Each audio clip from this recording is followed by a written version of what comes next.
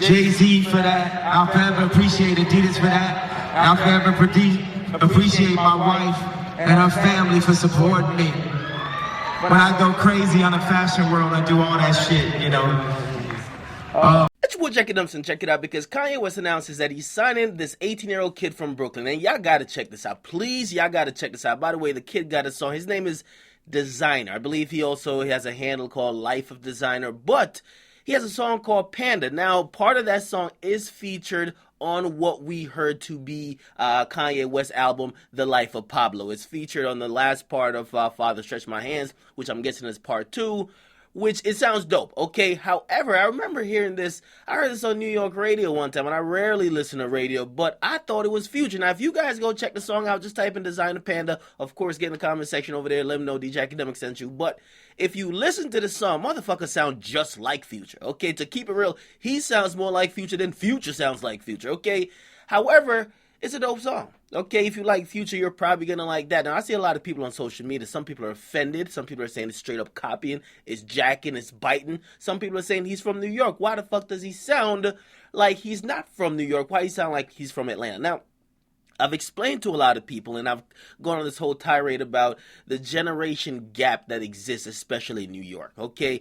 And it doesn't exist everywhere else, because you don't see, or you don't tend to see, people or the youth perhaps in like, and by the way, keep in mind this guy's 18, okay? You don't see people in areas like the Bay always sounding like Atlanta or always looking to Atlanta for influence, but in places like New York where they don't have their direct elders to look at to embody what's cool and what's trendy and to give that culture that could pass on to what the youth could be rocking with, they look elsewhere. And the internet, everybody got it. They look at it and they see, yo, right now, culturally, everybody's trying to be kind of like Atlanta or Houston. And that's why musically you see people even adopting those sounds. Now, I'm not sure if he tried to sound like Future or if his voice sounds like that. I heard a couple songs. It looks like that might be his voice, but the style definitely is influenced by Future. Okay, do I have a problem with it? Absolutely not, because that's what he grew up on. He grew up on Future.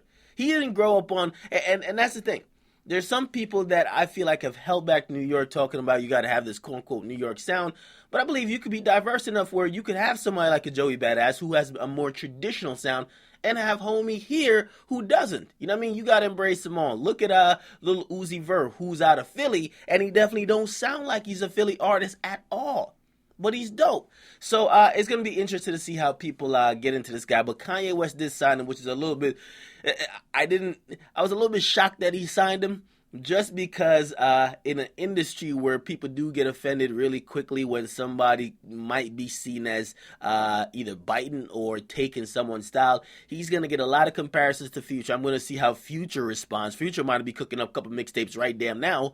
Right? So we'll see how that happens, but it looks like Kanye West is trying to sign the quote-unquote next generation, and we could see him reaching out. Vic Mensa, we see also with Desiigner, and we'll see how people embrace it. Okay, so you guys go check it out, but this is the new signee. A lot of people have been checking out the song recently. It's been out for like about 2 months or so, but I think a lot of people, just like me, thought it was Future, or they're like, yo, what the fuck is this? But now people have known, or we get to find out who the kid is, and his name is Desiigner. Go check it out. Listen, and by the way, some people are saying, why did I put them on to this? Because, of course, you guys know I try to keep you guys ahead of the curve. I mean, usually ahead of radio or whatever the case is.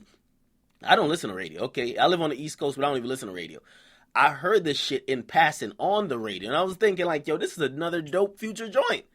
But then, when I heard it again on Kanye's album, I'm like, yo, oh shit, he put that Future, because I didn't know the name. I'm like, he put that Future joint that I didn't know the name too, because Future got like 1 million hot songs.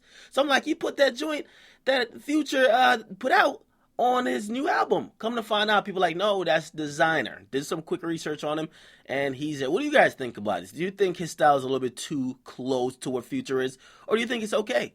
And what do you think about him being from New York and sound like that? As I said, I don't got no problem with him. I actually encourage for people, and I encourage a movement within the youth, especially in New York, because that's the only way, I'm telling y'all, The only way New York will quote unquote come back, you gotta let the youth rock out. You gotta let them find a unique identity that kind of starts a movement within New York, okay? And maybe perhaps right at first it kind of starts with them looking at other regions and trying to gain a little bit of identity by taking from them, but that's what it is. So get in the comment box, what do you guys think about this? Kanye West signs this new guy, his name is Desiigner. He's from Brooklyn, but he sure sound like Future.